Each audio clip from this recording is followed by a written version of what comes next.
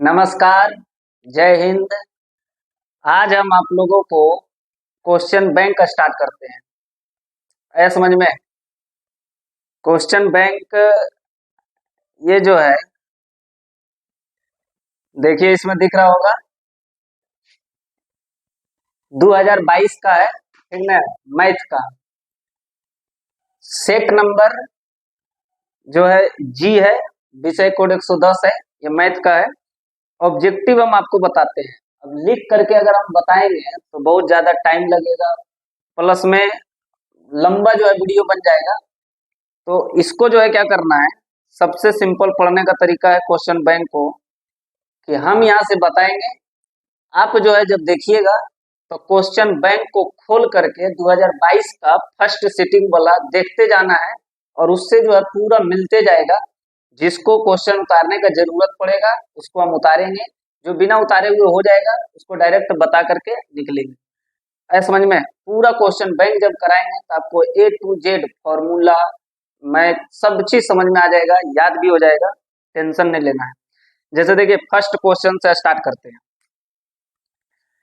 Question number first objective का है, करा वाई अक्ष पर सभी बिंदुओं का भुज होता है। देखिए ये चैप्टर नंबर 7 से है, निर्देशांक ज्यामिति से। करा वाई अक्ष पर सभी बिंदुओं का भुज होता है, 1 0 2 या कोई नहीं। तो वाई अक्ष बोला है ना, तो देखो पढ़ा होगा वाई अक्ष का निर्देशांक, वाई अक्ष पर अगर कोई बिंदु रहेगा तो निर्देशांक क्या होता है, 0 वाई। एक्स अक्ष पर रहता है, एक्स अक्ष पर कोई रहता है बिंदु तो उसका निर्देशांक होता है x, 0। एक्स अक्ष पर रहेगा तो x, 0, वाई अक्ष पर रहेगा तो 0, वाई। अब देखिए एक्स अक्ष को कहते हैं भुज और वाई अक्ष को कहते हैं कोटि। एक्स अक्ष को भुज, एक्स अक्ष को भुज और वाई अक्ष को कोटि। आया समझ में? सही से देखो आंसर क्या निकालना है। करा वाई अक्ष पर सभी बिंदुओं का, इससे क्वेश्चन पूछ रहा है वाई अक्ष पर सभी बिंदुओं का भुज होता है, क्या होगा। अब देखो ये वाई अक्ष पर जो है निर्देशांक है, इसमें भुज कौन है, ये है एक्स वाला और ये है वाई वाला, मतलब ये एक्स निर्देशांक हुआ, ये वाई निर्देशांक हुआ। भुज पूछ रहा है तो एक्स अक्ष को हम लोग क्या कहते हैं, भुज। तो इसमें देखे तो एक्स अक्ष की जगह पर कितना है, 0, इसका आंसर हो जाएगा 0। क्वेश्चन नंबर 2 देखो, खरा समानांतर श्रेणी यानी एपी कितना दिया है, 0, 1/8, 1/4, 3/8। खाली स्थान का सार्वंतर निकालो। सार्वंतर मतलब क्या हुआ, डी निकालना है। डी का फॉर्मूला पता होगा, A2 माइनस A1, ये हो गया आपका A1, ये हो गया A2, ये हो गया A3, ये हो गया A4। A2 माइनस A1 करना सिंपल है। A2 के जगह पर 1/8 माइनस A1 के जगह पे 0, 1/8 में 0 घटाऊं, किसी भी चीज में 0 घटाएंगे तो वही चीज आएगी। आंसर हो गया 1/8, ऑप्शन नंबर ए में दिया है। अगला क्वेश्चन करा, यदि समानांतर श्रेणी का सामान्य पद 5n-7 है, 3 में दिया है, किसी एपी का सामान्य पद 5n-7 है तो प्रथम पद क्या होगा। तो देखिए ये पद दिया हुआ है, इसको मान लेते हैं क्या, an। अंतिम पद मान लीजिए कि इतना दिया है, तो इसका पहला पद पूछ रहा है तो हम लोग पुट करेंगे n का मान कितना, 1। अगर दूसरा पद पूछता तो n बराबर 2, तीसरा पूछता तो n बराबर 3।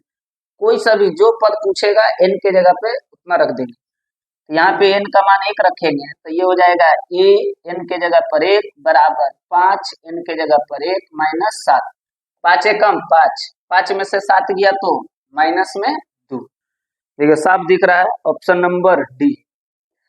अगला प्रश्न है कि बिंदु A 0-8, 4 नंबर में देखो करा है बिंदु A 0-8, बी है,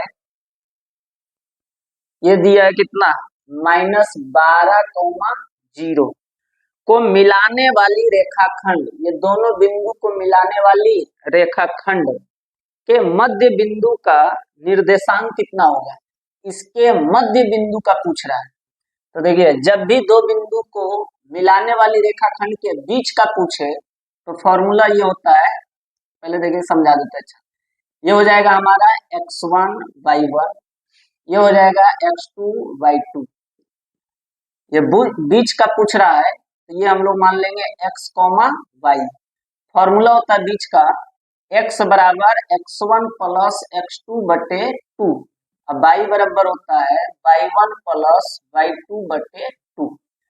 मतलब कि शुरू वाला को जोड़ के 2 से भाग दो, फिर लास्ट वाला को जोड़ के 2 से भाग देना रहता है। तो इसमें हो जाएगा कितना, 0 प्लस माइनस में 12 बटे में 2, अब प्लस माइनस हो गया माइनस, तो 0 - 12 बटे 2, 0 में से 12 गया -12 बटे 2, काटेंगे तो ये आ जाएगा माइनस में 6।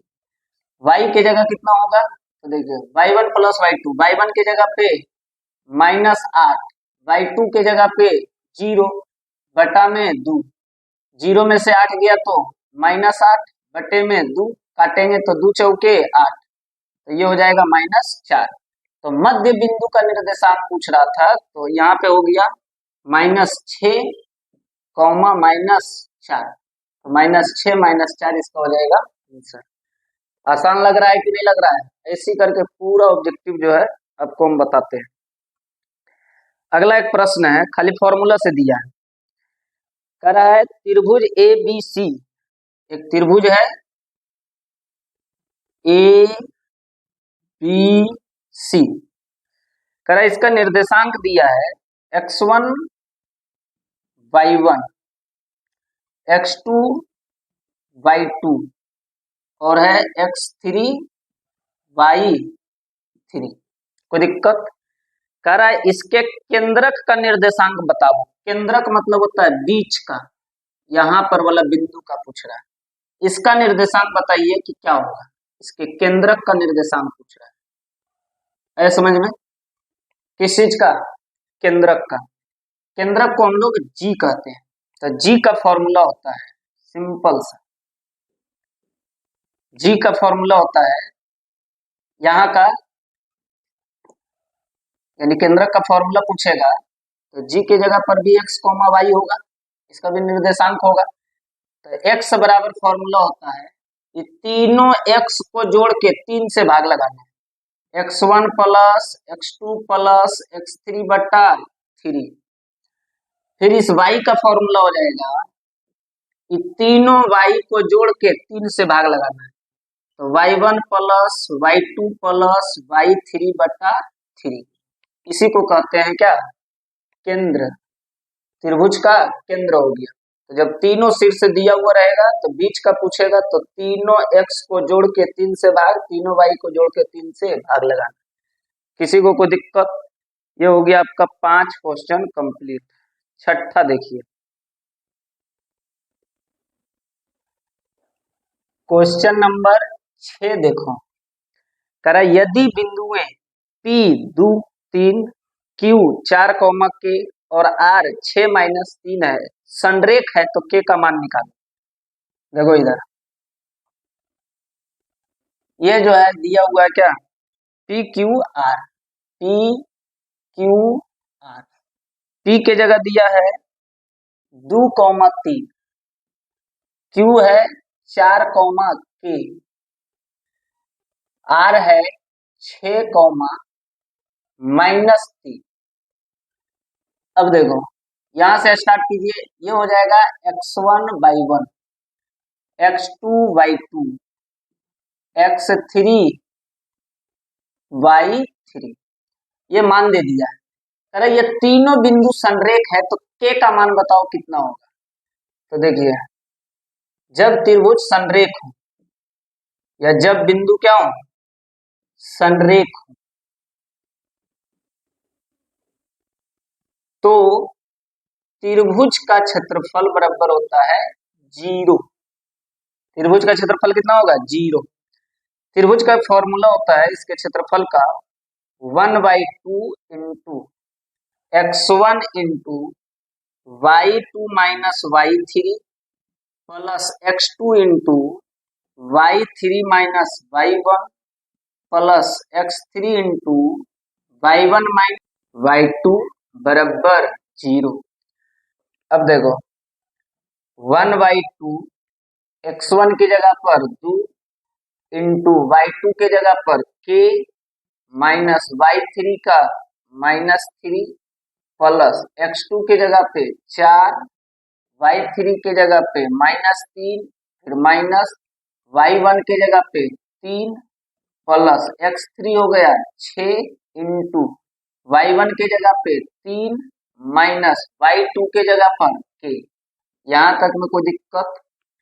अब देखो 1/2 इंटू ये 2 हो जाएगा k माइनस और माइनस क्या होगा प्लस, तो यहाँ हो जाएगा k प्लस 3 प्लस 4 इंटू -3 तो दोनों माइनस में तो जुड़ जाएगा -6, यहाँ हो जाएगा +6 इंटू 3 माइनस k है तो ये घटेगा नहीं तो ऐसा ही लिख दो 3 माइनस k बराबर हो गया 0।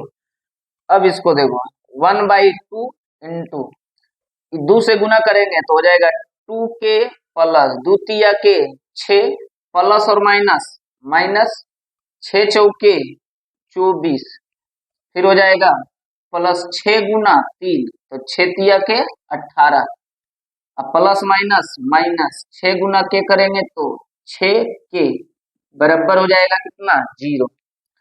अब इसको जोड़ घटाव करो तो ये हो जाएगा 1/2 इंटू 2k में से 6 के गया तो कितना बचेगा माइनस में 4k।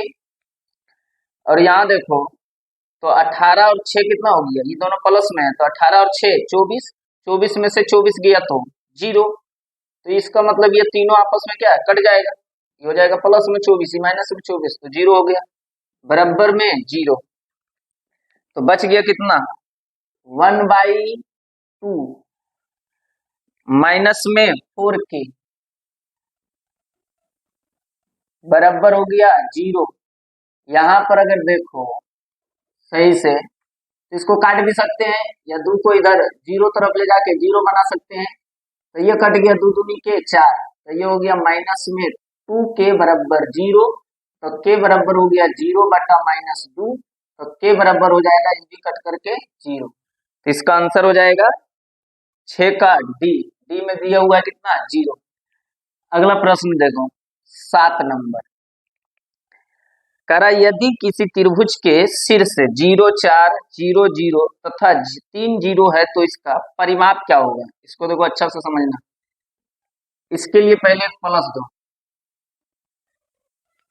यहाँ पे होता है क्या 0 0 0,0 ये हो गया x अक्ष, ये हो गया y अक्ष। पहला पॉइंट क्या कर रहा है ध्यान से समझो 0,4 पहला कितना है 0 4, दूसरा है 0 0 और तीसरा है कितना 3,0। देखिए 0 0 तो यहाँ पे आ गया बैठ गया, 0,4 लेंगे तो x अक्ष पर 0 लेना है, y अक्ष पर 4 लेना है तो मान लो कि यहाँ पे आ गया 0,4, 3,0 है, x अक्ष पे 3 लेना है, y अक्ष पे 0 लेना है तो 3 0 लेंगे तो यहाँ मान लेते हैं क्या हो गया 3,0। अब देखिए यहाँ से एक त्रिभुज बनाना है, बोलो एगो बन गया त्रिभुज की नहीं, इसका नाम कुछ भी दे दो ए बी सी। अब सही से देखिए तो ये है 0, यहां से स्टार्ट किया है यहां तक लेकर के जाएंगे तो इसकी लंबाई कितना है 3 सेंटीमीटर या 3 यूनिट और ये जो है यहाँ 4 तक है तो इसका हो जाएगा 4 यूनिट। अब देखो तो यहाँ पर जो है 90 डिग्री का कोण बन रहा है, ये एक समकोण त्रिभुज हो गया तो 3 4 यानी लंब हो गया या आधार हो गया तो कर्ण निकालेंगे तो कितना आएगा 5, पाइथागोरस से निकाल लीजिएगा कर्ण बराबर अंडर रूट लंब स्क्वायर प्लस आधार स्क्वायर तो ये हो गया 3 ये 4 ये 5। परिमाप का मतलब होता है जोड़ लीजिए, परिमाप मतलब होता है किनारा की लंबाई, कुल लंबाई। तो देखिए 3 हो गया, ये 4 तो हो गया, 3 4 7, 7 और 5 12, तो पूरा हो जाएगा इसका 12 इकाई। यही दे रहा है ऑप्शन नंबर बी में। अगला प्रश्न देखो, कह रहा है 3,0 7 0 8 4 से बने त्रिभुज का क्षेत्रफल निकालो। देखिए क्वेश्चन नंबर 8 देखो, बोल रहा है कि बिंदु, एक त्रिभुज दिया है पी क्यू आर, करा बिंदु पी 3,0, क्यू है 7,0, आर है 8,4, करा इससे बने त्रिभुज का क्षेत्रफल निकालिए। सिंपल है, त्रिभुज का क्षेत्रफल बराबर, सबको पता होगा फॉर्मूला, जो घोचू को फॉर्मूला नहीं याद है उससे कभी भी ऑब्जेक्टिव नहीं बन पाएगा। 1/2 into x1 into y2 minus y3 plus x2 into y3 minus y1 plus x3 into y1 minus y2। बस इस पे खाली बैठा दो। 1/2 इंटू x1 के जगह पर देखो x1 y1 x2 y2, ये हो जाएगा x3 y3। x1 के जगह पे 3, y2 के जगह पे 0 माइनस y3 का 4 प्लस x2 के जगह पे 7 इंटू y3 का 4 माइनस y1 का 0 प्लस x3 के जगह पे 8 इंटू y1 के जगह पे 0 माइनस y2 के जगह पे 0। कोई दिक्कत? अब ये हो जाएगा 1/2 इंटू 3 इंटू 0 में से 4 गया तो -4 प्लस 7 इंटू 4 में 0 गया तो +4 प्लस 8 इंटू 0 में से 0 गया तो 0। अब देखो 1/2 इंटू 4 तिया के 12 माइनस में, ये हो जाएगा प्लस 7 चौके 28 और ये हो जाएगा प्लस 8 गुना 0 तो 0, तो ये आ जाएगा कितना 1/2। अब देखो ये तो 0 कोई काम का है नहीं, तो 28 में से 12 गया तो ये कितना बच जाएगा 16, 16 को 2 से काट दो तो 2 8 16, ये आ जाएगा 8 यूनिट स्क्वायर। क्षेत्रफल है तो स्क्वायर हो गया। कोई दिक्कत? ये अब क्वेश्चन नंबर 9 का रहा है किसी ये त्रिभुज के तीनों कोनों का योगफल होता है। 9 नंबर में देखो कितना आसान पूछा है, त्रिभुज के तीनों कोनों का योगफल होता है, कितना डिग्री होता है सबको पता होगा। मान लो ये त्रिभुज है ए बी सी, तो त्रिभुज के तीनों कोनों का योगफल कितना होता है, कोण ए प्लस कोण बी प्लस कोण सी बराबर हो जाएगा कितना 180 डिग्री। ऑप्शन नंबर इसका दे रहा है कितना बी में। 10 मिनट देखो, कह रहा है त्रिभुज पी क्यू आर में, एक त्रिभुज है इसका नाम है पी क्यू आर, कह रहा पी क्यू आर में पी क्यू बराबर पी आर, पी क्यू बराबर पी आर है समझ में। अब देखो ये है पी क्यू, ये है पी आर, कह रहा ये दोनों भुजा आपस में बराबर है, ठीक। तो कह रहा कोण क्यू बराबर 40 डिग्री, कोण क्यू बराबर कितना है 40 डिग्री, ये कोण दे दिया 40 डिग्री। तो कह रहा कोण पी का मान बताओ, ये वाला कोण कितना डिग्री होगा। देखिए ये जो है सबको पता होगा कि अगर कोई त्रिभुज में दो भुजा बराबर है तो सामने का दो कोण भी बराबर होता है, एकदम याद करके रखना है। किसी भी त्रिभुज में दो भुजा बराबर तो सामने का दो कोण बराबर, तो अगर ये दोनों भुजा बराबर है तो ये दोनों कोण बराबर होगा, तो ये है 40 तो ये भी हो जाएगा कितना डिग्री 40 डिग्री। अब सोच के देखो 40 40 80 हो गया, पूरा कोण मिला करके त्रिभुज के तीनों कोण अभी यहाँ पर बताए 180 डिग्री होता है। तो देखिए 3 कोण है उसमें 2 कोण मिला के 80 हो रहा है, तो तीसरा कोण कितना होगा 100 डिग्री, तभी तो तीनों मिला के 180 होगा। तो कोण पी बराबर आंसर हो जाएगा हमारा कितना 100 डिग्री। ये जो है आंसर दिया है डी में, 10 का डी। देखो अगला 11 नंबर देखो, एकदम छोटा छोटा प्रश्न देता है ऑब्जेक्टिव में। कह रहा निम्नलिखित में कौन सी सबसे छोटी प्रकृत संख्या है। इसके लिए ऑप्शन उतारना पड़ेगा। 0, -1, +1, प्लस में 2। कह रहा है कि बताओ सबसे छोटी प्राकृतिक संख्या कौन सी है। प्राकृतिक संख्या, तो प्राकृतिक संख्या तो सबको पता होगा, गिनती के संख्या को कहते हैं क्या, प्राकृतिक संख्या। छोटा बच्चा मैंने स्कूल सब जाता होगा पढ़े नहीं, तो उस टाइम गिनती उनती गिनाया होगा। तो गिनती कहाँ से शुरू होता है, 0 से कि 1 से कि 10 से। तो गिनती 1 से स्टार्ट होता है, 1 2 3 4। तो प्राकृतिक संख्या उसी को कहा जाता है, गिनती के संख्या को, 1 2 3 4 ऐसे करके ये अनंत तक जाएगा। तो अब बताइए प्राकृतिक संख्या 1 से स्टार्ट होता है, तो सबसे छोटा प्राकृतिक संख्या कौन हो जाएगा, 1। ऑप्शन नंबर सी होगा। अगला क्वेश्चन नंबर 12 देखो, ये भी आसान है। क्वेश्चन नंबर कितना, 12। कह रहा है निम्नलिखित में से कौन सी संख्या परिमेय संख्या है। इसका भी ऑप्शन उतारना पड़ेगा। √25, यहाँ √5, 1/√2 और एक है √3 + √3। सिंपल बोला कौन सा परिमेय संख्या है, 4 को ऑप्शन दे दिया है। देखिए परिमेय संख्या किसको कहते हैं, जिसको P/Q के रूप में लिख सकते हैं। मतलब सिंपल हुआ कि जो रूट में नहीं रहे, रूट से बाहर निकल सकता है, जो एकदम पूर्णांक के रूप में लिख सकते हैं, उसको कहा जाता है क्या, परिमेय संख्या। जैसे इसको देखो √25 है, तो √25 को जो नहीं जानेगा वही √25 इसको समझेगा, जिसको पता होगा तो समझ जाएगा कि √25 है, इसका मतलब इसका वर्गमूल 5 निकल जाएगा। तो ये जो है 5 लिखा हुआ है। ये सब का देखिए तो वर्गमूल नहीं निकल रहा है, ये सब जो है ऐसा ही रहेगा। तो P/Q 5 को बोलो नीचे में 1 दे करके हम 5/1 लिख सकते हैं कि नहीं। तो ये हो गया क्या, परिमेय संख्या। सिंपल है कि परिमेय संख्या मतलब जिसका वर्गमूल पूरा पूरी निकल जाएगा वो हो जाएगा परिमेय, जिसका नहीं निकलेगा वो होता है अपरिमेय। 12 तक हो गया।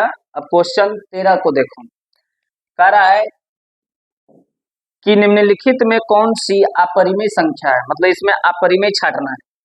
तो देखिए 1.3 का रेकरिंग, फिर है √16, इसके बाद है √9/27 और इधर दिया है √5 गुना √5। सही से देखो, जिसका वर्गमूल निकल जाएगा, जो बटा में आ जाएगा वो हो जाएगा परिमेय, और जो नहीं आएगा वो हो जाएगा अपरिमेय। अब इसको देखो 1.3 का रेकरिंग है, इसको कितना बना करके लाएंगे, तो सही से समझो। पहले पूरा लिखा जाता है 13, फिर माइनस, रेकरिंग के पहले जितना है उसको घटा दो, तो 1 है तो 1 घटा दो, बटा जितना अंक पर रेकरिंग का चिन्ह दिया हुआ रहता है उतना नीचे 9 पड़ता है। जैसे 1 पर है तो 1 9, 2 पे रहता है तो 2 9 डालते, तो ये हो जाएगा 13 - 1 तो 12, बटा हो गया कितना 9। इसको काट दीजिए, 3 से 3 तिया 9, 3 चौके 12, ये आ जाएगा 4/3। देखिए 4/3 है, मतलब P/Q जैसा आ गया कि नहीं आ गया, तो ये परिमेय संख्या, लेकिन इसमें अपरिमेय खोजना है। अगला देखो √16 है, तो ये हो जाएगा इसका वर्गमूल 4, तो ये भी परिमेय हो गया 4/1।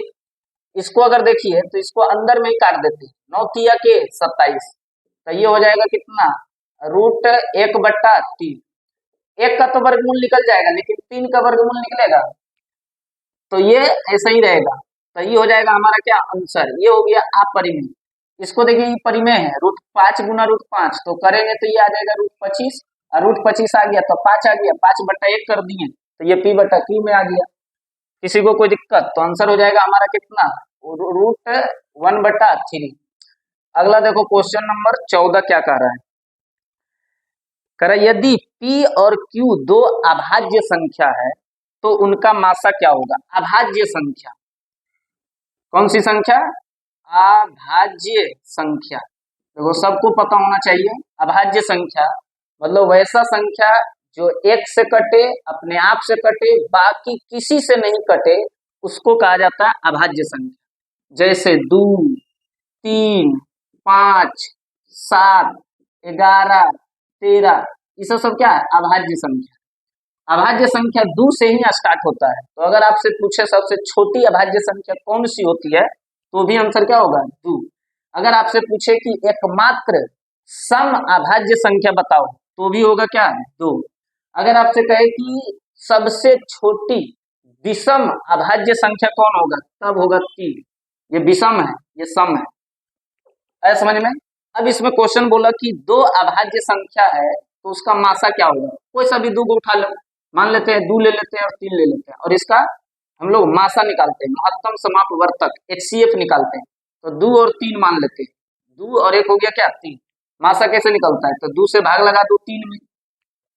देखिए 2 एक काम 2, घटाएंगे तो 1, अब नहीं होगा तो यहाँ पर 1 कैसे करो, यहाँ उतारो 2, 1 दूनी के 2, कोई दिक्कत, कट गया। तो देखिए लास्ट में जो कटता है वो लेफ्ट साइड वाला आंसर होता है, राइट साइड वाला नहीं। तो यहाँ पर जो है 1 होगा आंसर, ना कि 2 होगा। कई को जो है इधर वाला आंसर जो है ठोक देता है। तो यहाँ पर हो जाएगा HCF कितना 1। मतलब सीधा समझो कि अभाज्य संख्या रहेगा तो हमेशा 2 अभाज्य संख्या का कहे, 3 अभाज्य संख्या का कहे, चाहे 5 अभाज्य संख्या का कहे, जितना भी अभाज्य संख्या का अगर मासा आपसे पूछेगा तो एकदम हमेशा इसको याद कर लीजिए 1 होता है। अभाज्य संख्या का मासा कितना होता है 1 होता है। अगला क्वेश्चन देखो 15 नंबर कह रहा है, 15 में 0.13 का रेकरिंग है। कह रहा है कि बताओ इसको हम लोग बटा में कितना लिख सकते हैं। तो 0.13 है, अभी बताए हैं, इसको पूरा लिखो 013 पूरा लिख दिए, माइनस रेकरिंग को छोड़ के घटा देना, -0 करो, बटा जय गो पे रेकरिंग है, जय गो 9 डाल दो। तो ये बोलो 013 मतलब 13 है, 13 में से 0 गया तो 13 बटा 99, और ये कटेगा भी नहीं, तो यही हो जाएगा इसका आंसर, ऑप्शन नंबर सी। 16 देखिए, तो ये भी एकदम आसान क्वेश्चन पूछा है। 16 कह रहा है 18 तथा 72 का मासा निकालो। 18 और कितना का 72 का मासा निकालना है। कुछ नहीं करो, 18 से भाग लगा दो, 72 में छोटा से बड़ा में लगता है, तो 18 से लगाइए तो कितना हो जाएगा 18 चौक 72, 18 चौक 72, तो डायरेक्ट कट गया, तो इधर वाला मासा हो जाता है, तो इसका हो जाएगा HCF कितना 18, ऑप्शन नंबर ए में दिया हुआ है। अब क्वेश्चन नंबर 17 देखो, कह रहा है कि √12 का परिमेयकरण गुणांक क्या है। √12 का तो सिंपल है, इसका तोड़ने का है, √12 है तो इसको बोलो 4 गुना 3 लिख सकते हैं, 4 तिया के 12, 4 का वर्गमूल कितना होता है, तो 4 है तो बाहर निकलेगा 2, और रूट में रह जाएगा कितना 3, यही हो जाएगा 2√3 इसका आंसर, ऑप्शन नंबर डी में देखो। अगला 18 नंबर देखिए, कह रहा है यदि P एक धनात्मक पूर्णांक है तो धनात्मक सम पूर्णांक का रूप होगा। अच्छा से इसको समझिएगा, P क्या है, तो एक धनात्मक पूर्णांक, धनात्मक पूर्णांक है। पूर्णांक मतलब होता है पूरा पूरी अंक, जैसे 2, 5, 7 ये सब क्या है पूर्णांक है, पूरा पूरी अंक है। तो धनात्मक सम पूर्णांक का रूप क्या होगा, ऑप्शन है 2P, P+1, उसके बाद है P, उसके बाद है 2P+1। अब देखो P जो है एक धनात्मक पूर्णांक, धनात्मक पूर्णांक मतलब क्या होगा, ये सब है प्लस में रहना चाहिए खाली। तो कह रहा है कि धनात्मक सम पूर्णांक का रूप क्या होगा। अब सम संख्या भी आना चाहिए, तो मान लो कि P का मान हम 2 रखते हैं, तो 2 रखेंगे तो 2 दूनी के 4, सम आ गया कि नहीं। यहाँ पर अगर 2 रखेंगे तो 2 और 1 3, ये भी सम आ गया। 2 रखेंगे तो यहाँ हो जाएगा 2 सम है, यहाँ पर देखिए तो 2 दूनी 4 और 1 5 विषम हो गया। तो P का मान कौन सा होगा, तो देखिए अगर आप 5 लेकर के चेक करते हैं तो 5 दूनी के 10 सम हो गया। यहाँ पर देखो तो ये हो जाएगा 5 और 1 6, यहाँ हो जाएगा 5, यहाँ हो जाएगा 5 दूनी 10 और 1 11। अब देखिए एक बार हम रखे हैं कितना 2, यानी कि सम संख्या रखें, एक बार रखे हैं 5 यानी विषम रखें। तो ये सम रखने पर विषम रखने पर हमेशा सम संख्या आ रहा है, तो किस पे 2P कर 2P अगर इस पे रखेंगे तो हमेशा जो है सम धनात्मक पूर्णांक आएगा, चाहे कोई सा भी नंबर ला करके यहाँ पे रख दीजिए। लेकिन बाकी में देखिए तो कभी जो है विषम आ रहा है, कभी सम आ रहा है, कभी विषम आ रहा है, कभी सम आ रहा है। तो इसका आंसर हो जाएगा हमारा क्या, 2p। p अगर धनात्मक पूर्णांक है तो 2p जो है हमेशा सम धनात्मक पूर्ण। निम्नलिखित में किसका दशमलव प्रसार शांत है? 17/81, 16/41, 13/45 और इसके बाद है 19/80। दशमलव प्रसार शांत किसका है? मतलब कौन जो है शांत हो जाएगा, कट मतलब पॉइंट के बाद जो है जाकर के पूरी तरह से शांत हो जाएगा, कट जाएगा पूरी तरह से, तो उसको शांत कहते हैं। जो कभी नहीं कटता उसको अशांत कहते हैं। जैसे 10/3 ये जो है कभी पूरा पूरी नहीं कर सकता, ये क्या है, अशांत है। पॉइंट के बाद ये हमेशा आते रहेगा। तो देखो शांत और अशांत जो है बनाने के लिए आपको पूरी तरह से जो है सबको भाग लगा करके चेक नहीं करना, वैसे में बहुत ज्यादा टाइम जाएगा। सिंपल होता है तरीका, नीचे को देखना है, हर को, हर और हर को देखना, और हर का जो है ना इसमें गुणनखंड करना है। जिसका गुणनखंड करने पर 2 और 5 खाली आएगा वो शांत हो जाएगा, और इसके अलावा अगर आएगा कुछ तो वो अशांत हो जाएगा। जैसे इस सब में जो है 80 को देखो, तो 80 का अगर हम गुणनखंड निकालते हैं तो कितना आएगा, 40, ये 2 से लगाएंगे तो 20, ये 2 से जाएगा 10, ये 2 से 5, ये हो जाएगा कितना।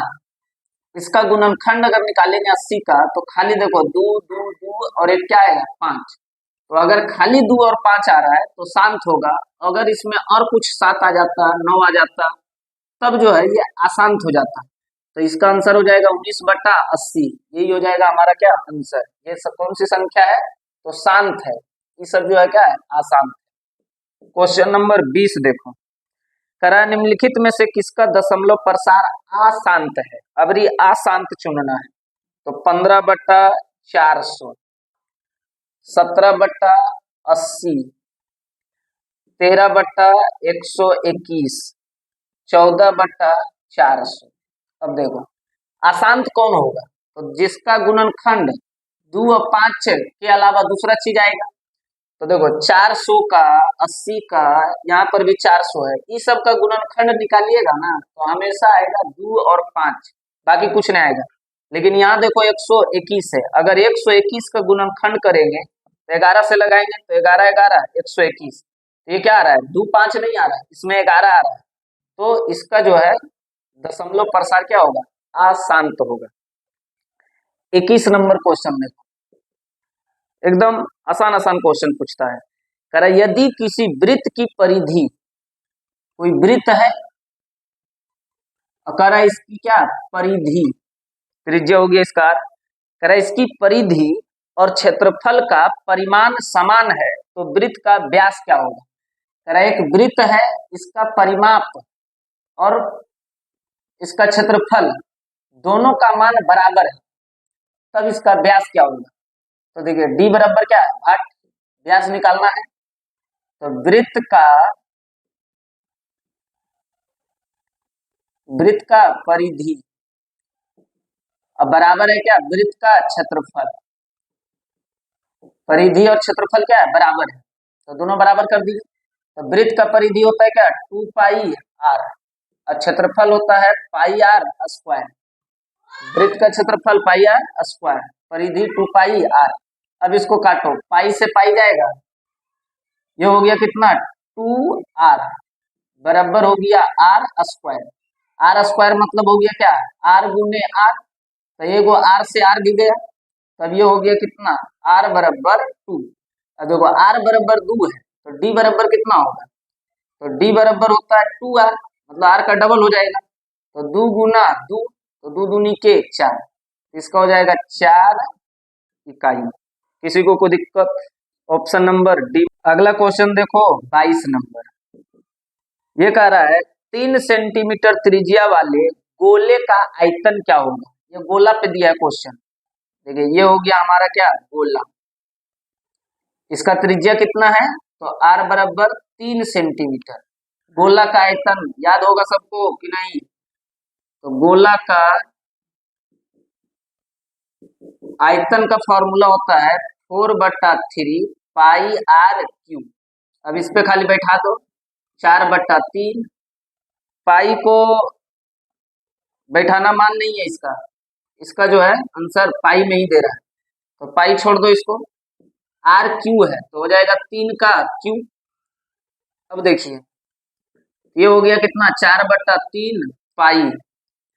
3 का क्यू है तो 3 का क्यू कितना होता है, 3 × 3 × 3, 3 बार लिख देंगे, एगो 3 से एगो 3 जाएगा, तो ये आ जाएगा कितना, 3 तिया 9, 9 चौके 36, 36 और पाई हो जाएगा, तो इतना हो जाएगा इसका आंसर। देखिए दे रहा है कितना, ऑप्शन नंबर बी में 36 पाई सेंटीमीटर क्यूब। अगला देखो क्वेश्चन नंबर 23, ध्यान से देखेगा। कह रहा है यदि एक वृत्त की परिधि 10 पाई है तो इसका क्षेत्रफल क्या होगा। एक वृत्त है, इसका परिधि दे दिया 10 पाई, तो पहले देखो इसका त्रिज्या मान लेते हैं क्या है, आर। तो वृत्त की परिधि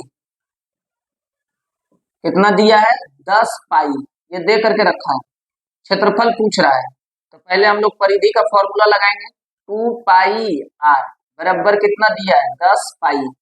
पाई से पाई जाएगा, आर निकालेंगे तो 2 से भाग लग जाएगा, 10/2, तो आर बराबर हो जाएगा 5।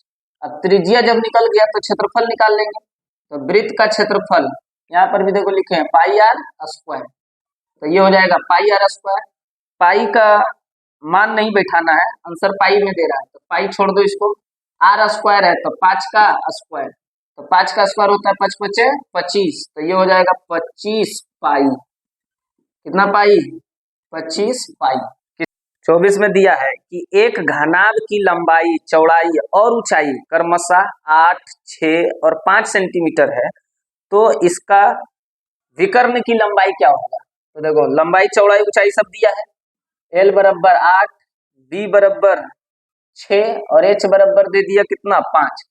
विकर्ण की लंबाई पूछा है, तो घनाभ का विकर्ण, घनाभ का विकर्ण, इसका फॉर्मूला होता है l square plus b square plus h square का अंदर रूट।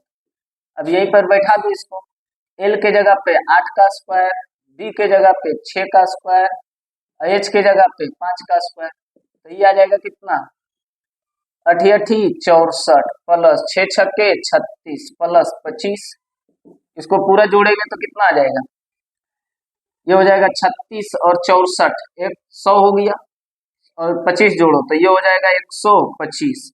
125 का पूरा वर्गमूल नहीं निकलेगा, तो इसको देखो 25 × 5 कर सकते हैं, 25 × 5 = 25 से 25 का वर्गमूल 5, और ये 5 का नहीं निकलेगा तो 5, तो ये हो जाएगा क्या आंसर। ऑप्शन नंबर ए में दिया हुआ 5√5 सेंटीमीटर। अगला 25 नंबर पे देखो, कह रहा 4 सेंटीमीटर त्रिज्या वाले अर्धवृत्त का क्षेत्रफल, वृत्त का नहीं पूछ रहा है, अर्धवृत्त का क्षेत्रफल, और त्रिज्या कितना दे रहा है, अर्धवृत्त का क्षेत्रफल, और त्रिज्या दे रहा है कितना, 4 सेंटीमीटर। तो बोलिए वृत्त का क्षेत्रफल कितना होता है, तो वृत्त का क्षेत्रफल होता है पाई आर स्क्वायर।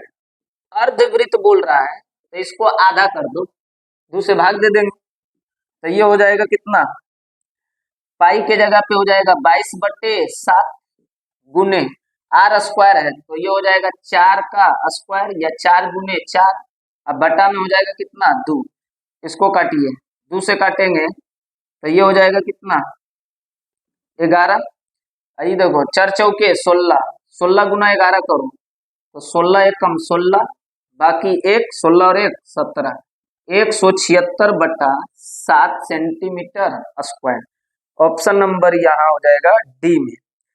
अगला देखो 26 नंबर को, 26 नंबर में कह रहा है निम्नलिखित में से कौन सी एक घटना की प्रायिकता नहीं हो सकता है, तो इसको ऑप्शन को देख करके बनाना पड़ेगा। 25%, फिर है 2/6, उसके बाद है 3/4, उसके बाद है 3/2। देखिए प्रायिकता का मान क्या होता है, तो यह याद होगा सबको, पीई का मान जो है, प्रायिकता का मान ये होता है 0 से बड़ा या बराबर और 1 से छोटा या बराबर।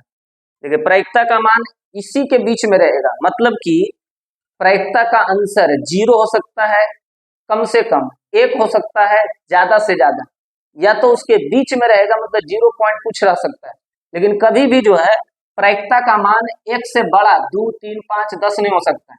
0 से छोटा मतलब माइनस कभी नहीं हो सकता है। तो इसमें देखिए 25% है, मतलब 25/100 है। इसको अगर भाग लगाएंगे तो आएगा 0.25। इसको अगर दीजिएगा तो ये भी काट छाट करके 0 पॉइंट आएगा, ये भी जो है 4 से लगाएंगे तो 0 पॉइंट आएगा। इसको अगर भाग देंगे 3/2 है तो ये आ जाएगा 1.5, डेढ़ आ जाएगा, जबकि ये 1 से क्या है, ज्यादा है। प्रायिकता का मान 1 से ज्यादा कभी भी नहीं होता है। 0 कम से कम, 1 ज्यादा से ज्यादा, और ना ही तो फिर इसके बीच में रहेगा। जब 0 रहता है तो इसको कहते हैं असंभव घटना, और जब 1 रहता है तब उसको कहते हैं संभव घटना। मतलब असंभव घटना का प्रायिकता 0 और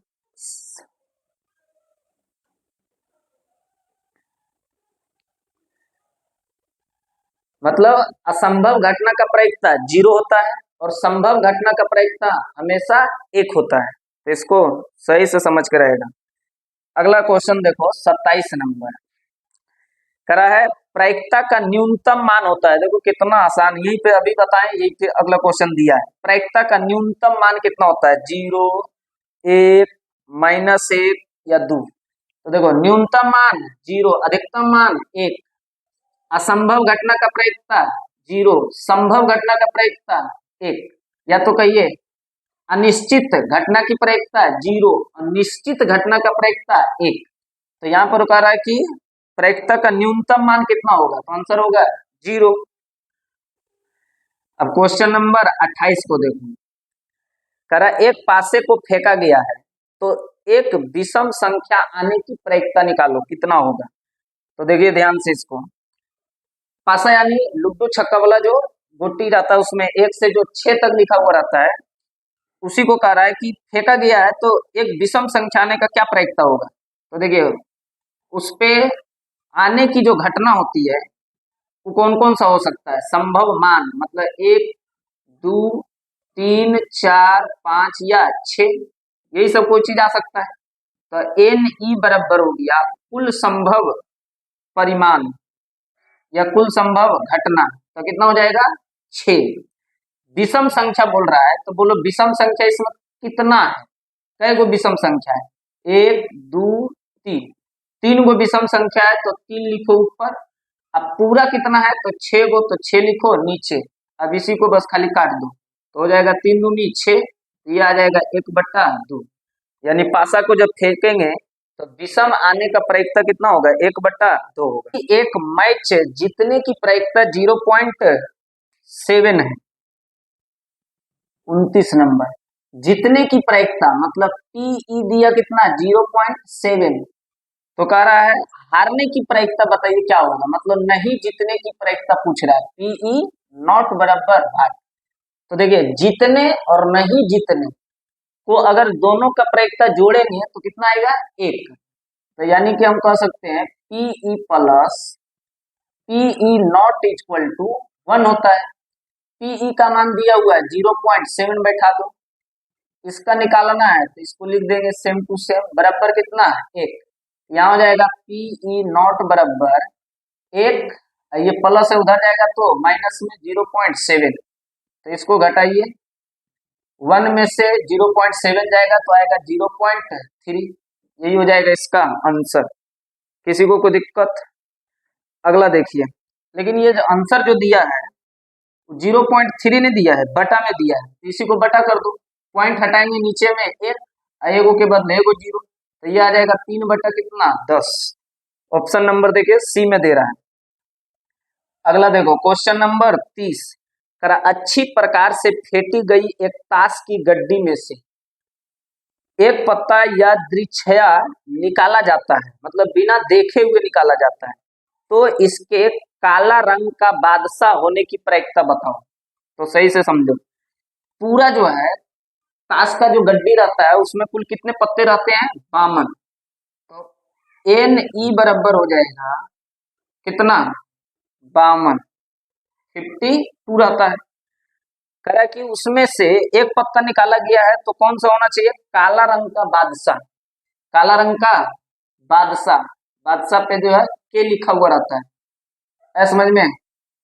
बेगम पे जो है क्यू लिखा हुआ रहता है, गुलाम पे जो है जे लिखा हुआ रहता है। ये ताश का गड्डी होता है, जो खेला होगा उसको तो ये सब पता होगा, जुआरी सबको।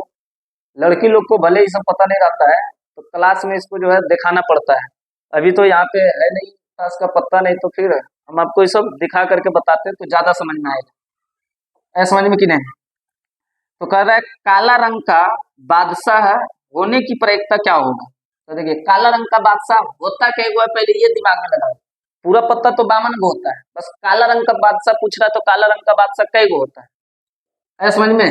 तो काला रंग का बादशाह जो है ना पूरा दो गो रहता है। काला रंग का बादशाह कई गो होता है, दो गो होता है। तो दो रखेंगे क्या ऊपर, अब बावन रखेंगे नीचे, इसको काटेंगे तो ये हो जाएगा आपका 1/26। ऑप्शन नंबर कितना सी में देखिए दे रहा है। अगला देखो 31 नंबर क्वेश्चन कह रहा है 64 के अभाज्य गुणनखंड में 2 का घातांक कितना होगा। 64 के अभाज्य गुणनखंड करेंगे तो पहले अभाज्य गुणनखंड निकालो 64 का, तो ये हो जाएगा 2 से 32, यहाँ हो जाएगा 2 से लगाएंगे तो 16, 16 दूनी 32, 2 से लगाएंगे तो 8, यहाँ 2 से लगाएंगे तो हो गया 4, ये हो जाएगा 2 से 2 दूनी के 4, अब नहीं आएगा। तो कह रहा था कि 64 में बताओ कि 2 का घातांक कई गो है, मतलब 2 कई गो कितना बार आया है। तो देखिए 1 2 3 4 5 6, तो 2 का घातांक कितना हो जाएगा 6। 2 जो है इसमें 6 बार आ रहा है। इसमें दिया है कि महत्तम समापवर्तक मतलब HCF PQ, HCF P और Q गुना लघुत्तम समापवर्तक LCM PQ बराबर क्या होगा। तो देखिए एक फॉर्मूला होता है, सही से समझो। अगर मान लो कोई दो संख्या है, जैसे कि 5 और 8, ये दो संख्या है, ये हो गया हमारा P और ये हो जाएगा Q।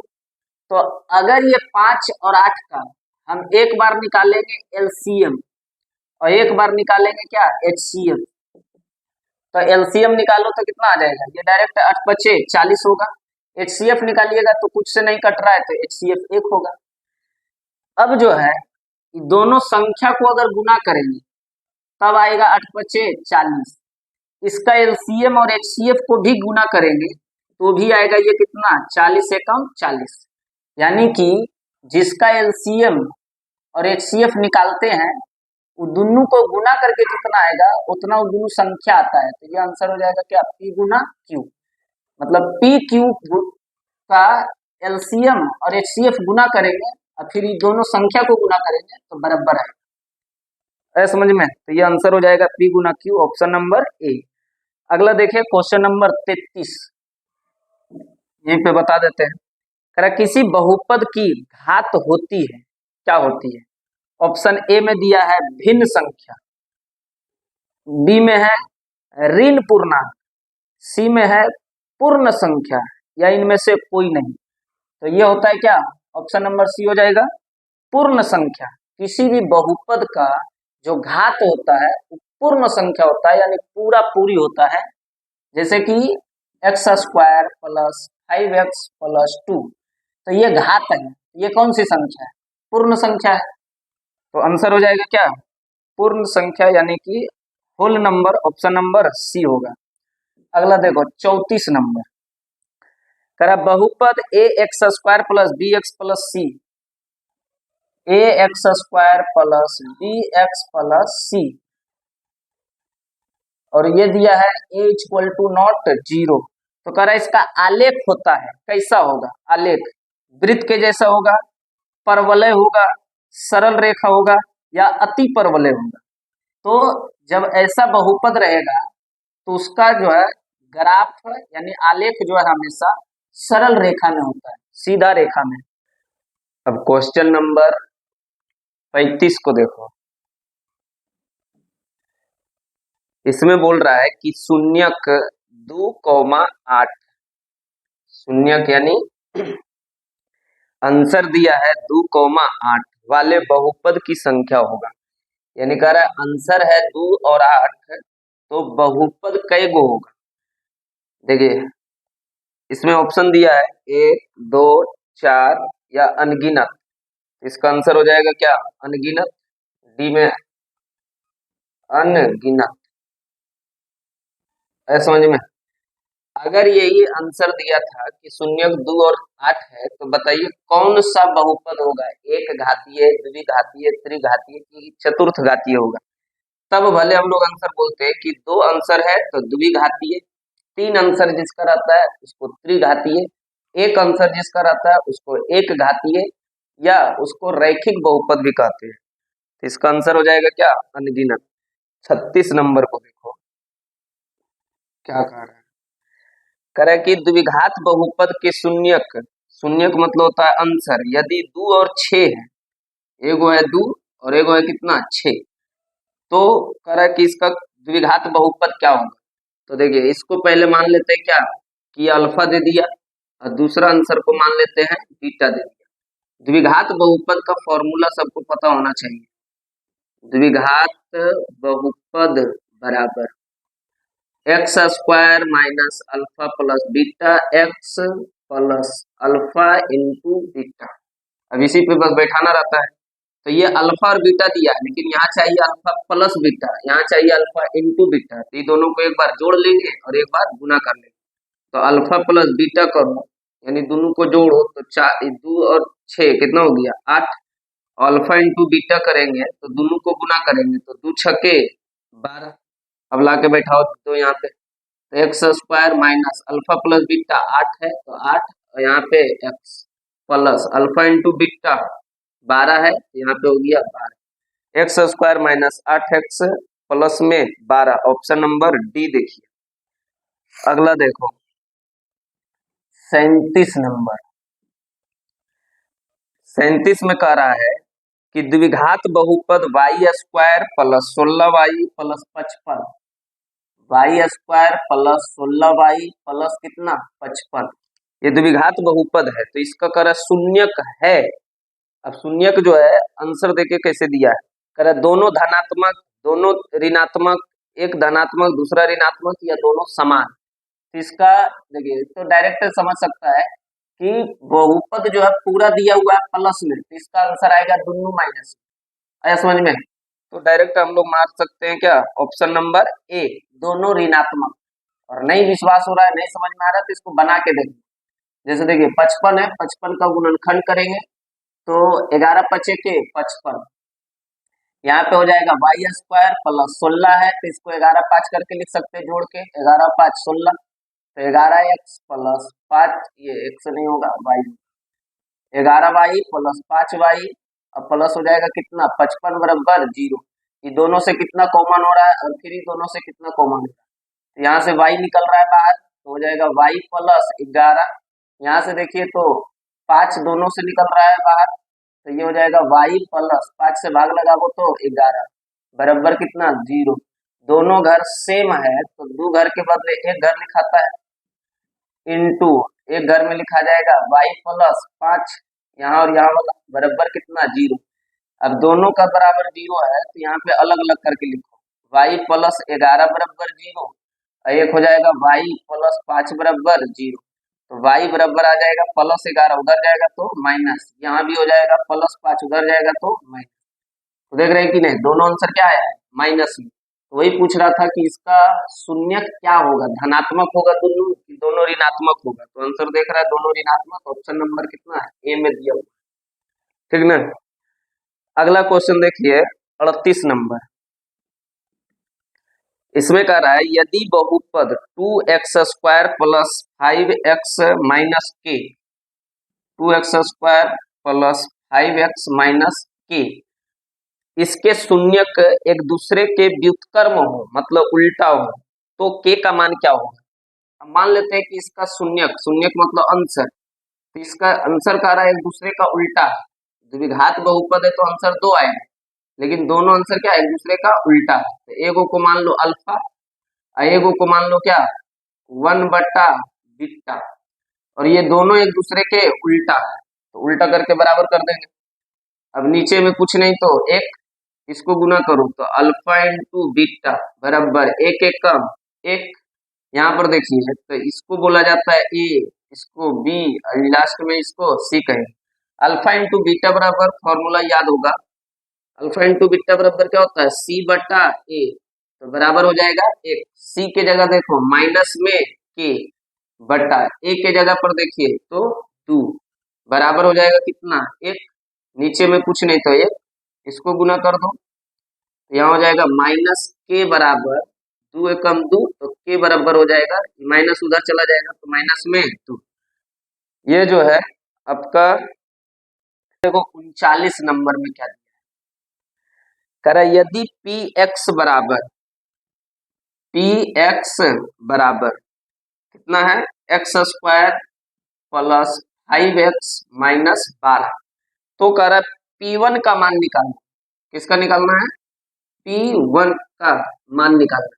तो देखिए कुछ नहीं करना है, x के जगह पे ये 1 रख दिया, जैसे Px इतना रखा है P1 पूछा तो x के जगह पे हमको क्या बोल रहा है कि 1 रख करके निकालो इसको। तो कुछ नहीं करेंगे, यहाँ लिखेंगे P और x के जगह पे 1, तो जहां जहां x है वहां पे 1 डाल, तो यहाँ हो जाएगा 1 का स्क्वायर प्लस 5 गुना 1 माइनस में 12, तो ये हो जाएगा 1 का स्क्वायर 1 प्लस 5 एकम 5 माइनस 12, तो ये हो जाएगा 5 और 1 6, 6 माइनस 12, 6 में से 12 गया तो माइनस में 6। ऑप्शन नंबर देखिए कितना है सी में। अगला क्वेश्चन है कि युग्म समीकरण 2x प्लस 4y बराबर 3, 2x प्लस 4y बराबर कितना है 3, इसके बाद है 12y प्लस 6x, देखिए 12y प्लस 6x बराबर कितना है 6।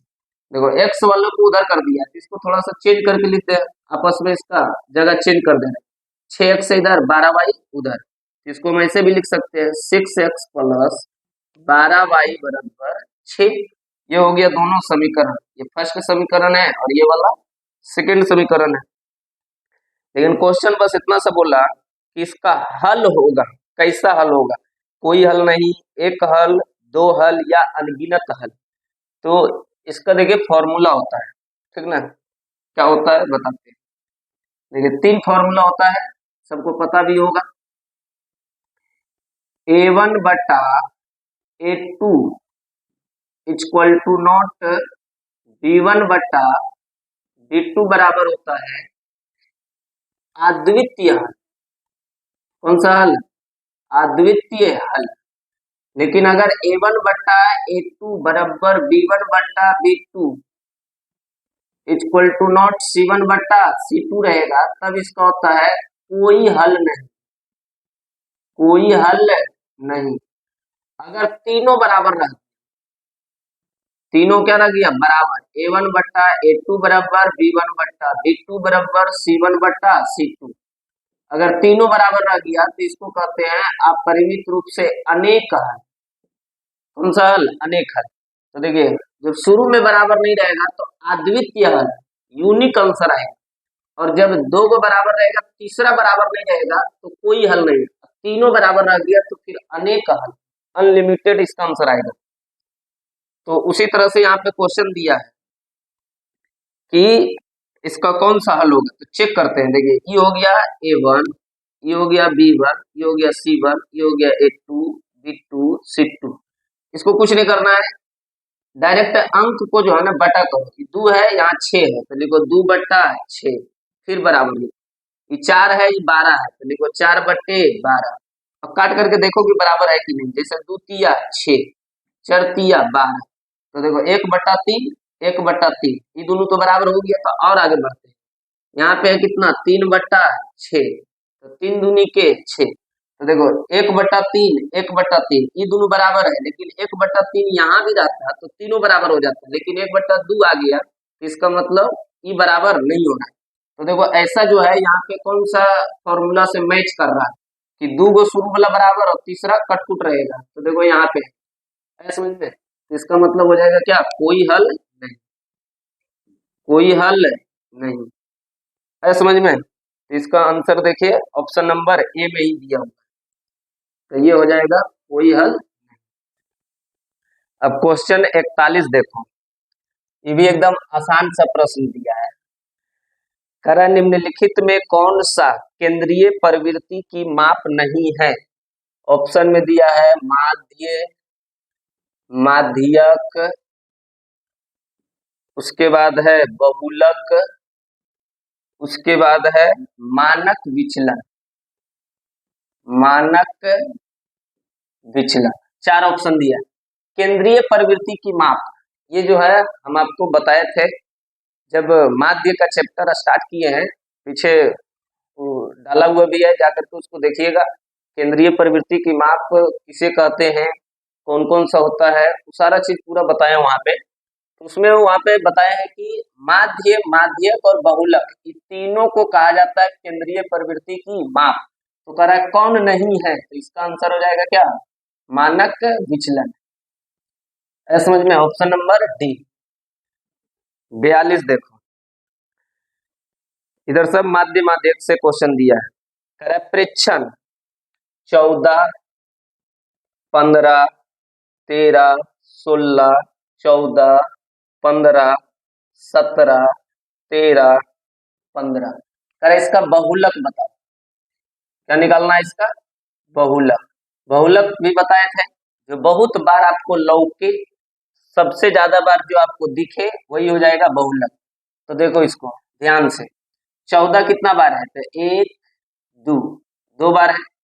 15 देखो तो कितना बार है? 1 2 3। 13 को देखे तो ये 2 बार है। 16 1 बार है। 17 1 बार है। इसमें ज्यादा बार कौन है? 15। 15 कितना बार है? 3 बार। बाकी सब 2 बार 1 बार ऐसा ही है। तो इसका आंसर हो जाएगा कितना? 15।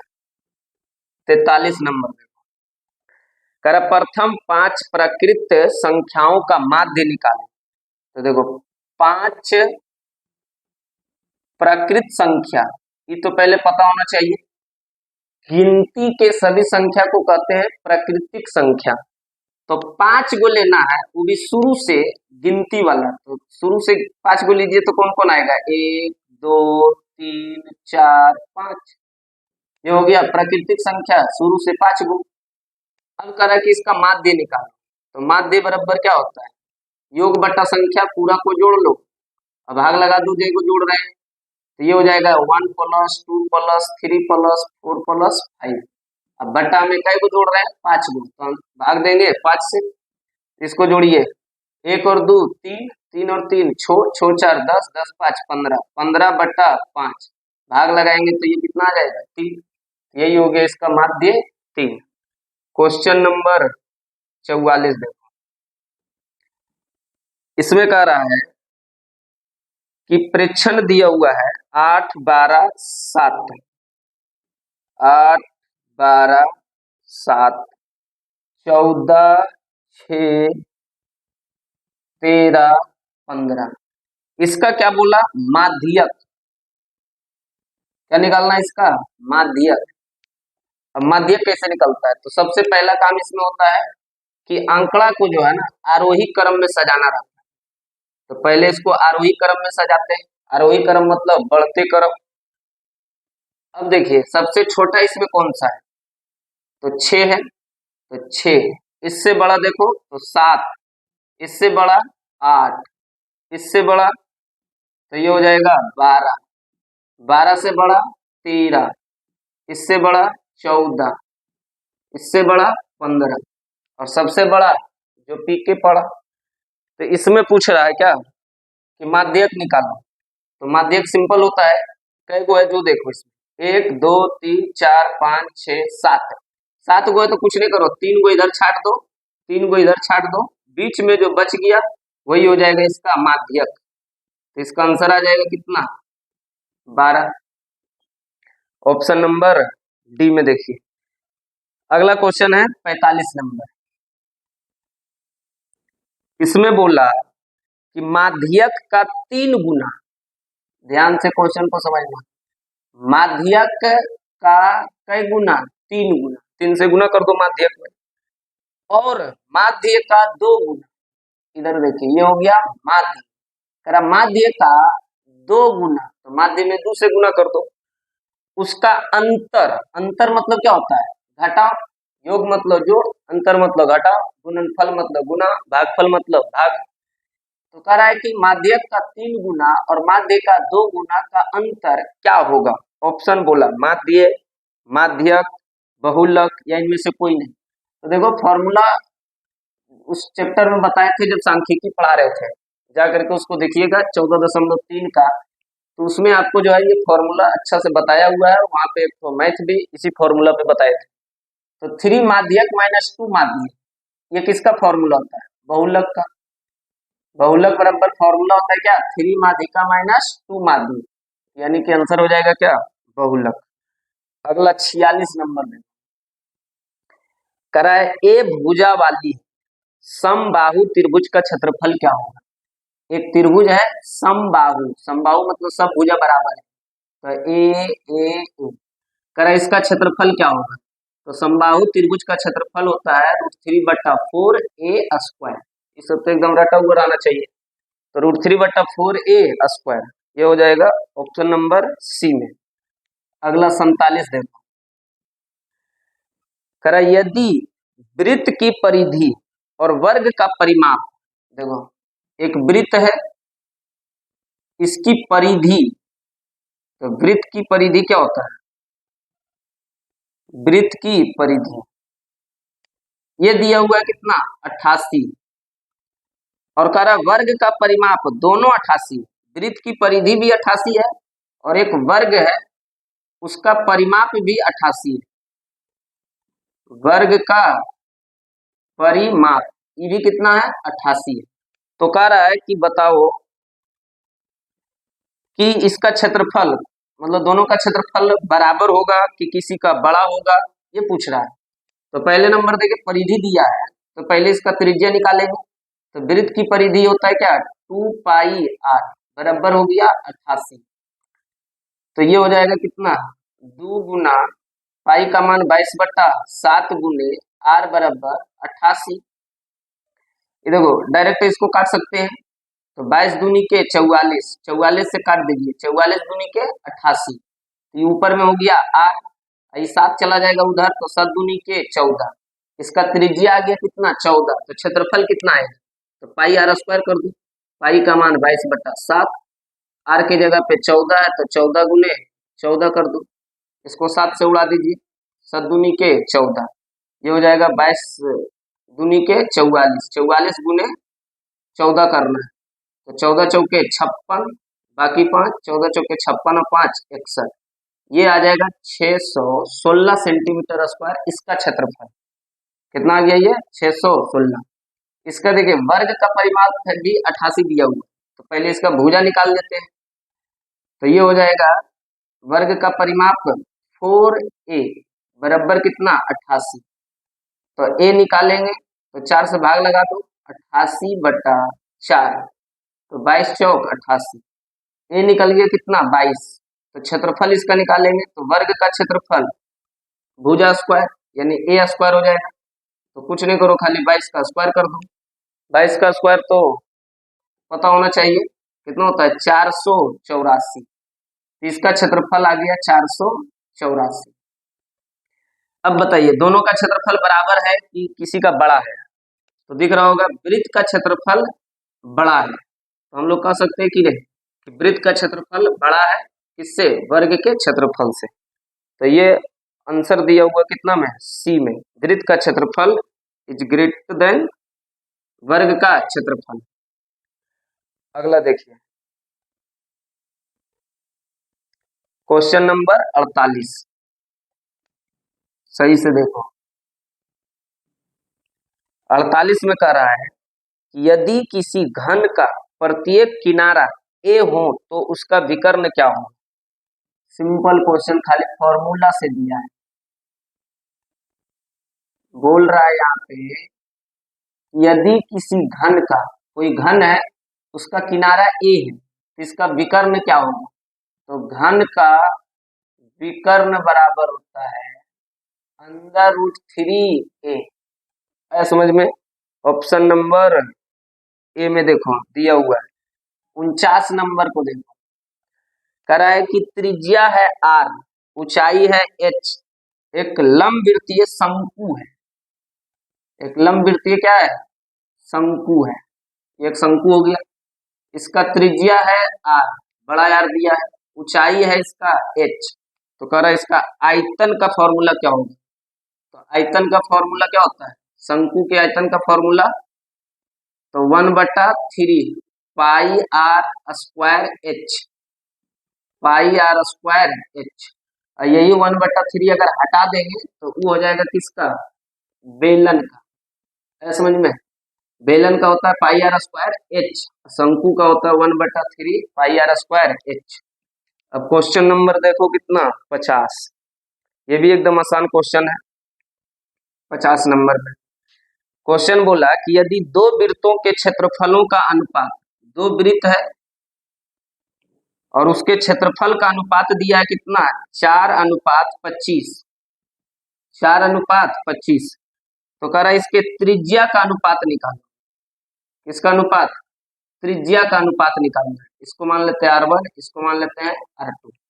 तो क्षेत्रफल का दे दिया है अनुपात, त्रिज्या का अनुपात पूछा है। तो देखिए क्षेत्रफल क्या होता है, पाई आर स्क्वायर, वृत्त का क्षेत्रफल क्या होगा, पाई आर स्क्वायर। तो आर स्क्वायर वाला दिया हुआ है मान, आपसे आर का मान पूछा है, तो स्क्वायर वाला अगर दिया हुआ है और बिना स्क्वायर का पूछेगा तो रूट करके निकाल लेंगे कि नहीं। जैसे कि एक्स स्क्वायर बराबर मान लो 25 दे दिया और एक्स का मान पूछ दिया तो रूट 25 हो जाता है। तो वैसे ही यहाँ पे स्क्वायर का वैल्यू दिया हुआ है, आर का वैल्यू पूछ रहा है, तो 4 कितना है, 25 है, तो इसका रूट निकाल लेंगे। तो 4 का वर्गमूल 2 और 25 का वर्गमूल 5, इसके त्रिज्या का अनुपात हो जाएगा 2:5। Option number D. यहाँ तक में किसी को कोई दिक्कत।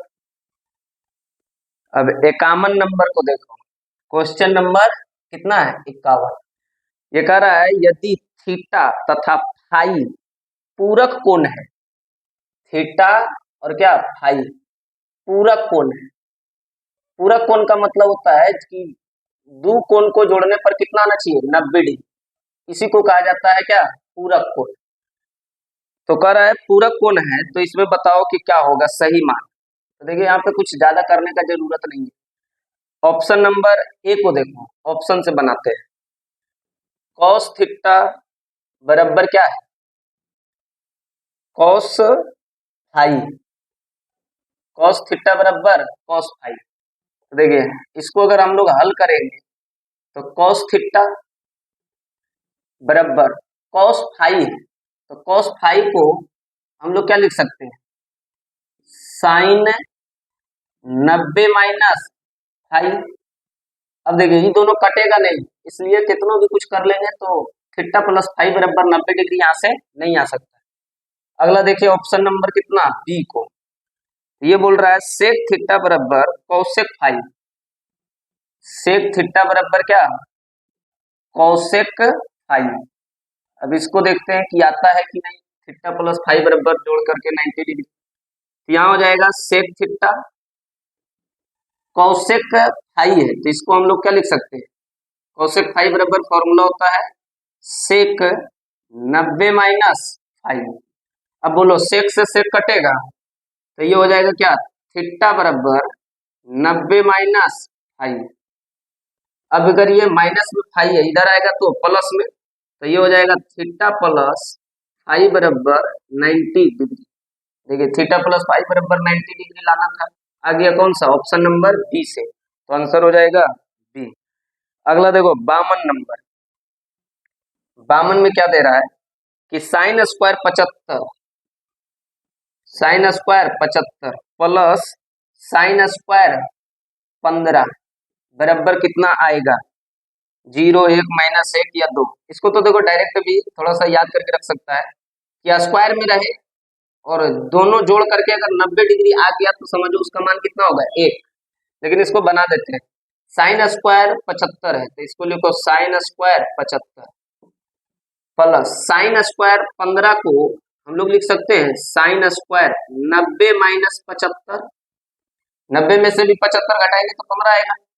तो ये हो जाएगा sine square 75 plus sine square 90 minus 75 यानी साइन 90 माइनस थीटा बराबर क्या होता है, कोस थीटा। तो cos थीटा का काम कर रहा है यहाँ पे 75 डिग्री, ये हो जाएगा cos स्क्वायर 75। अब देखो दोनों जगह सेम है, 75 75 है, तो इसको थीटा समझना दोनों को। तो sine square theta plus cos square theta बराबर कितना आता है 1। यहाँ पर भी आंसर हो जाएगा 1। अगला देखिए 53 नंबर, अधिकतर क्वेश्चन फॉर्मूला का दिया हुआ रहता है। करा 1 प्लस tan स्क्वायर थीटा बराबर, भाट दिया है 0 sec square theta minus sec square theta या फिर cos स्क्वायर थीटा। तो 1 प्लस tan स्क्वायर थीटा बराबर क्या होता है सेक स्क्वायर थीटा, ये तो एकदम याद रहना चाहिए।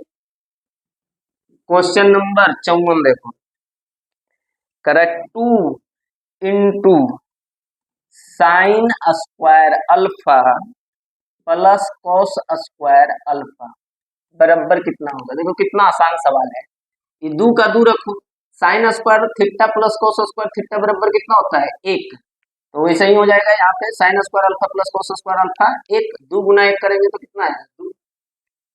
कितना आसान आसान क्वेश्चन पूछता है। अगला देखो 55 भी इसी तरह का दिया है, करा 5 cosec square theta minus 5 cot square theta बराबर क्या हो, ऐसा समझ में। इसमें भी वही मतलब नियम लगाएंगे, यहाँ पे नहीं घेरा है, यहाँ पे घेरा है। करा 5 cosec square theta minus 5 cot square theta का मान क्या होगा।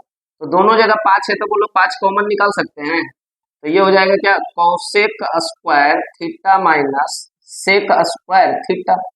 अब बताओ 5 का 5 लिखेंगे, cosec square theta minus sec square theta का फॉर्मूला क्या होता है 1, तो 5 गुना 1 करेंगे तो 5। अगला देखो 56 नंबर, सब आसान आसान क्वेश्चन पूछता है। करा 3 अल्फा बराबर 180 डिग्री, 3 अल्फा बराबर 180 डिग्री है, तो cos अल्फा का मान क्या होगा, cos अल्फा बराबर 5। तो देखिए 3 अल्फा बराबर 180 है, तो यहाँ से खाली अल्फा निकालो, तो 3 से भाग लग जाएगा, 180 में 3 से भाग लगेगा कितना है 60 डिग्री, तो यहाँ अल्फा की जगह 60 निकल गया, 60 बैठा दो यहाँ पे, तो यहाँ हो जाएगा cos 60 डिग्री। cos 60 डिग्री का मान बताओ याद है कि नहीं याद है। cos 60 का मान कितना आएगा 1/2, साइन 60 का होता है √3/2, तो cos 60 का होगा 1/2। अगला देखिए क्वेश्चन 57 नंबर 57। अगला क्वेश्चन है कि a साइन थीटा बराबर 1, a साइन थीटा बराबर कितना 1 और b cos थीटा बराबर 1, b cos थीटा बराबर 1, तो tan थीटा का मान निकालो। पूछा किसका tan थीटा का, तो ये भी एकदम आसान क्वेश्चन है। पहले यहाँ से साइन निकाल लो, साइन थीटा बराबर हो जाएगा 1/, कितना a, यहाँ से cos का मान निकाल लो, cos थीटा बराबर हो जाएगा 1/b। अब देखो निकालना क्या है tan थीटा, tan निकालना है। अब बोलिए tan को हम लोग क्या लिख सकते हैं साइन थीटा बटे cos थीटा, इसका फॉर्मूला होता है tan थीटा बराबर साइन थीटा बटे cos थीटा। साइन का मान देखो 1/a है, cos का मान 1/b है। अब कुछ कर नहीं करना, 4 को है तो 2 को पलट हो जाएगा यहाँ पे, तो 1/a गुना ये हो जाएगा b/1, गुना कर दो तो b एकम b और a एकम a, तो b/a हो जाएगा इसका आंसर, ऑप्शन नंबर बी। अगला देखिए 58 नंबर क्वेश्चन, कर 1/√3 किसका मान होगा, 1/√3 किसका मान होगा। ऑप्शन में दिया है साइन 30, फिर है tan 30, इसके बाद है cos 60, इसके बाद है tan 45। अब देखो सबका मान पहले पता होना चाहिए तब एकदम आसान लगेगा। साइन 30 का होता है कितना 1/2, tan 30 का होता है 1/√3, cos 60 का होता है 1/2, tan 45 का होता है 1। अब बताओ 1/√3 किसका मान होगा tan 30 डिग्री का, आया समझ में।